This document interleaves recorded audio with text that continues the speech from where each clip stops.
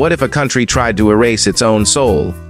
Imagine a nation so scared by its past, so violently isolated from the world, that for nearly half a century, it became a real-life hermit kingdom in the heart of Europe. A place where God was officially declared dead, and over 170,000 concrete bunkers were built, not to fight a real war, but a war against the ghosts of paranoia. Today, its capital, Tirana, is a pulsating kaleidoscope of vibrant cafes, chaotic traffic, and buildings painted in audacious, almost psychedelic colors. But this bright facade isn't just decoration. It's a deliberate act of defiance, a thin layer of paint over the deep scars left by Ottoman pashas, Italian fascists, and communist apparatchiks. How does a nation recover from collective trauma on this scale? This isn't just a trip to another Balkan country. This is a forensic investigation into a national paradox, an attempt to understand how a place can be simultaneously one of Europe's most welcoming and one of its most misunderstood. Join me as we peel back the layers of Albania. Your first steps in Tirana will likely lead you here to Skanderbeg Square. And at first glance, it feels like a disorienting, almost schizophrenic puzzle. Over there, the 18th century Itim Bey Mosque, a delicate survivor from the Ottoman era, its minaret a graceful finger pointing to a sky that once outlawed prayer. Turn your head 90 degrees, and you're faced with the stern, imposing, rationalist facades of government ministries built by Mussolini's architects in the 1930s to project fascist power. Look again, and there's the monolithic palace of culture, a gift from the Soviet Union before the great ideological divorce. Its stark socialist, realist lines a monument to a friendship long dead. This square isn't just a public space, it's an open-air battlefield of ideologies, a chaotic architectural graveyard where every empire that has passed through has left its tombstone. This is the central theme of Albania. It's a living college, a nation that has been shaped, molded, and battered more by outsiders than by itself. The original analysis we saw noted that Albanians don't have a unique, indigenous breakfast, instead opting for oily pastries like burek, much like their neighbors. But to see this as a lack of identity is to miss the point entirely. The Albanian identity is one of absorption, of resilience through adaptation. They take what comes, from Ottoman recipes and Turkish loanwords to Italian fashion and a love for espresso, and they weave it into their own unique and often contradictory fabric. You see this in the most mundane yet profound aspects of daily life, the coffee. Albania has one of the highest numbers of coffee shops per capita in the world, rivaling even Italy. From sunrise to well past sunset, they are full.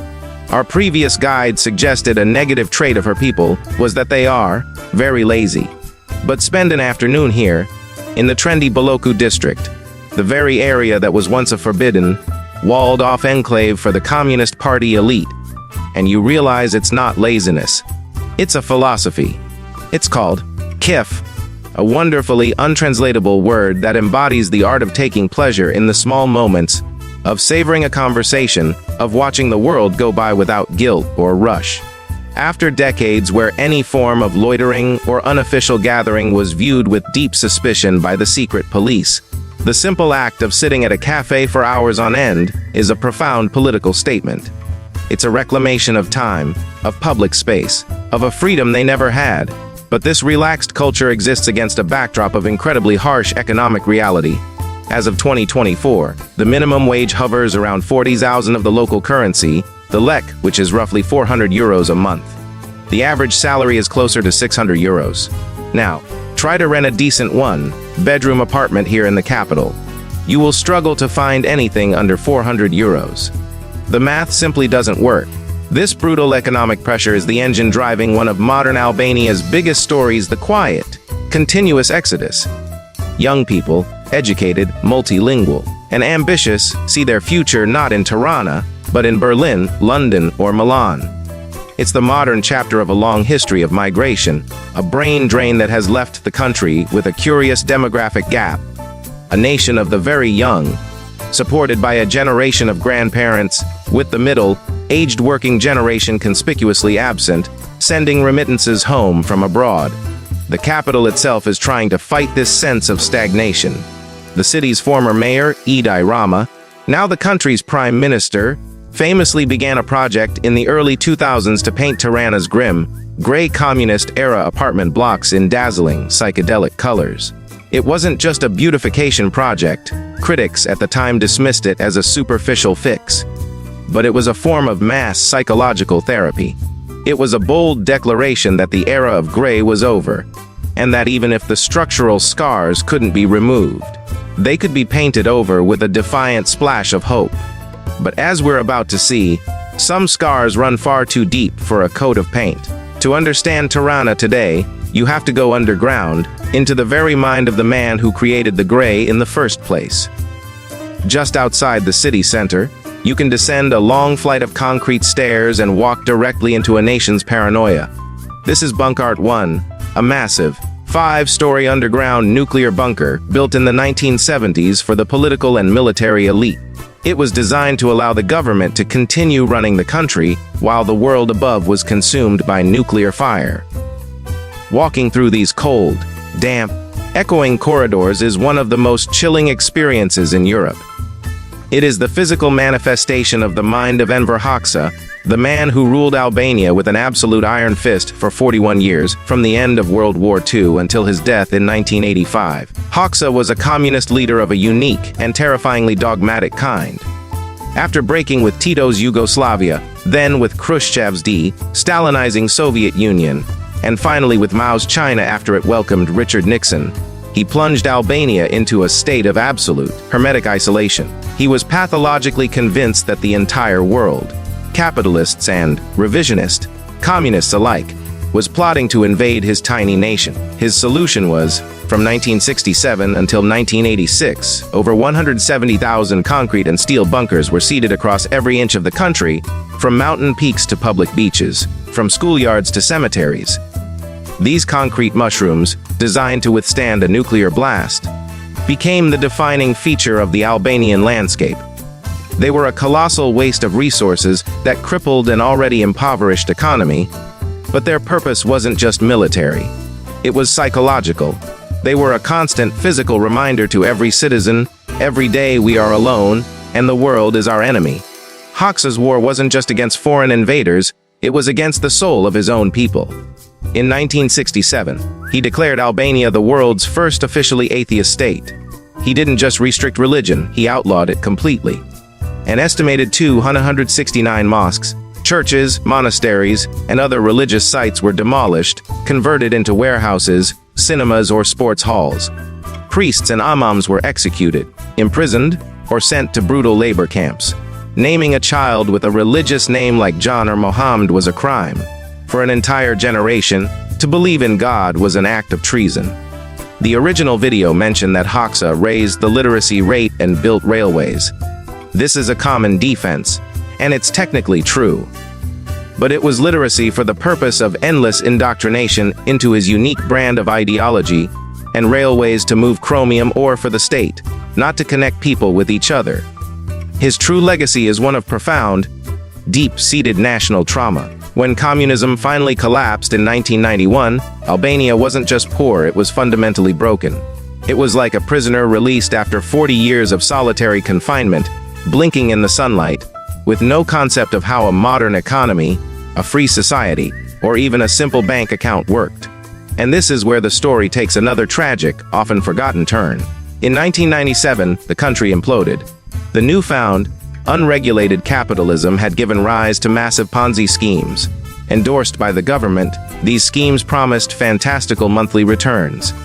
In a country with no financial literacy, a staggering 2/3 of the population invested their life savings, selling their homes and livestock.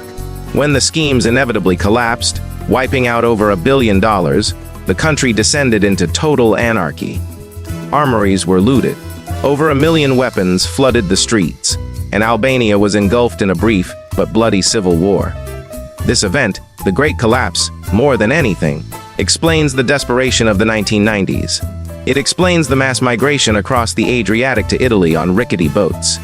And it explains the rise of a dark reputation that still haunts the country today. But to understand how Albanians survived this, and everything that came before, we need to look beyond politics, to a code far older than any state. In the rugged, unforgiving mountains of northern Albania, an ancient set of unwritten laws once governed every aspect of life, from property rights to marriage. It's called the Kanon. While it contains harsh, archaic codes of blood feuds that have caused generational violence, it is also built on a central, sacred pillar that defines the best of the Albanian character concept known as Besa. Besa is more than just a word. It's a promise, an oath of honor so profound it's considered unbreakable. At its core, Besa means to keep the promise, and the most sacred promise of all is the protection of a guest. Under the laws of Besa, a guest in your home, regardless of their religion or origin, is to be protected with your own life. Your house becomes their house. Your family becomes their family. This isn't just a poetic sentiment, it is the moral bedrock of Albanian culture. The most powerful and moving example of Besa in action came during the darkest time in modern European history. During World War II, when much of Europe was complicit in the horrors of the Holocaust, Albania did something extraordinary. It became one of the only countries in Europe whose Jewish population was larger at the end of the war than at the beginning. Under the Italian and later German occupation, Albanians, both Muslims and Christians, refused to hand over lists of Jews to the Nazis. Instead, following this code of honor, they hid Jewish families and refugees in their homes, gave them Albanian names, and dressed them in traditional clothing. The Vesely family in Tirana, for example, hid 2 Jewish families in their small home, right under the noses of the occupiers. When asked decades later why they risked everything, their answer was simple and unwavering. They were our guests. The law of our culture says you must protect your guest, even at the cost of your own life. This incredible spirit of coexistence lives on today in the most remarkable way. The original video correctly pointed out the country's religious harmony, but it's worth dwelling on just how unique this is in the fractured Balkans. Mosques and churches often stand side by side, sharing a courtyard. It is completely normal to find a family where one brother is a devout Muslim who fasts for Ramadan and his sister is a devout Christian who celebrates Easter, and the whole family partakes in both festivities. After Hoxha tried to extinguish faith entirely, religion returned not as a source of division or political power, but as a personal, private matter. Perhaps after experiencing a world with no God, Albanians realize that what matters is not how you pray, but how you treat your neighbor. This deep-rooted humanism, this ancient code, is the hidden software running beneath the chaotic hardware of Albanian history. It's the reason why, despite their turbulent past, your overwhelming experience here will be one of warmth and staggering hospitality. And it is this same untamed spirit that is reflected in the land itself, far from the concrete jungle of the capital. The greatest oversight of our original video was that it barely mentioned the sea. To talk about Albania and not talk about its coastline is like describing Egypt without mentioning the pyramids. Because just a few hours drive south from Tirana, the country completely transforms. This is the Albanian Riviera, and it is arguably Europe's last wild coastline. Forget what you think you know about the Mediterranean. Here, the dramatic, pine-scented Serranian mountains plunge directly into water the color of liquid sapphire. This is a coastline that rivals the raw beauty of Greece or Croatia, but it feels wilder, more untamed, less manicured. For decades under communism, this entire coast was a restricted military zone, completely inaccessible to the public and undeveloped. That isolation, once a curse, is now a blessing. It preserved a coastline of staggering beauty, with beaches like Samel, with its tiny emerald islands, the secluded cove of Jipe accessible only by boat or a rugged hike, and the laid-back vibe of Dollar Me. You can eat fresh octopus grilled right on the beach for a price that would barely buy you a bottle of water in Mykonos or Santorini. But Albania's natural drama isn't limited to the sea. Head north, and you enter another world entirely, the Albanian Alps, also known as the Accursed Mountains. The name itself, born of local legends of feuding brothers and betrayed fairies, sounds like something from a Tolkien novel. This is a land of myth, one of the most remote and untouched wildernesses left in Europe. The epic hiking trail between the stone, House Villages of Theth and Valbona is a pilgrimage for adventurers, a journey through breathtaking valleys, past the gushing waterfall of Grunas and the ethereal Blue Eye Spring, and into communities where time seems to have stood still. And to get there, you must take what is often called one of the world's most beautiful ferry journeys, across Lake Komen. The irony is magnificent. This stunning body of water, which feels like a Norwegian fjord transplanted to the heart of the Balkans, is not natural. It's an artificial reservoir on the Drin River, created by one of Enver Hoxha's massive hydroelectric projects in the 1980s. A place of sublime natural beauty, created by the very regime that scarred so much of the country. This is the other side of Albania's paradox. It is a country whose greatest asset, its raw, magnificent, untamed nature, is also its most fragile. As tourism inevitably grows, the challenge is immense. Can it build hotels without concreting its coastline? Can it welcome the world without losing the very wildness that makes it so special? This is the central question facing the nation today, a battle between rapid, often illegal, development and the fight to preserve Europe's last paradise. No honest discussion of Albania can ignore the persistent shadow that follows its name, the Albanian Mafia. The original video mentioned it, acknowledging its notorious global reputation. This reputation, born from the lawless chaos of the 1997 collapse, is a serious and complex issue. For many in the West, the name Albania is unfairly synonymous with organized crime. But to reduce the country to this stereotype is to miss the much bigger story. The criminal networks are a dark consequence of a failed state and decades of crushing poverty, a desperate, violent path taken when all other paths were closed. For the average visitor, the country is incredibly safe, largely thanks to that very same cultural code that protects guests with fierce loyalty. The real struggle is internal, a deep, ongoing battle against the corruption that erodes public trust and hinders progress. But a new, powerful counter-narrative is emerging, and it's coming not from politicians, but from the children of the diaspora. Those who fled the poverty and chaos of the 90s raised a new generation in London, New York, and across Europe. And that generation is now making its mark on the world stage. When you listen to global superstars like Dua Lipa, Rita Ora, or Bebe Rexha, you are listening to the new voice of Albania. They are fiercely, vocally proud of their heritage, incorporating the Albanian eagle symbol in their performances, speaking out on regional issues, and bringing their culture into the mainstream. Their success is a source of immense national pride back home. It's a form of soft power that is reshaping the country's image more effectively than any government tourism campaign ever could. This is the ultimate Albanian paradox, unfolding in real time.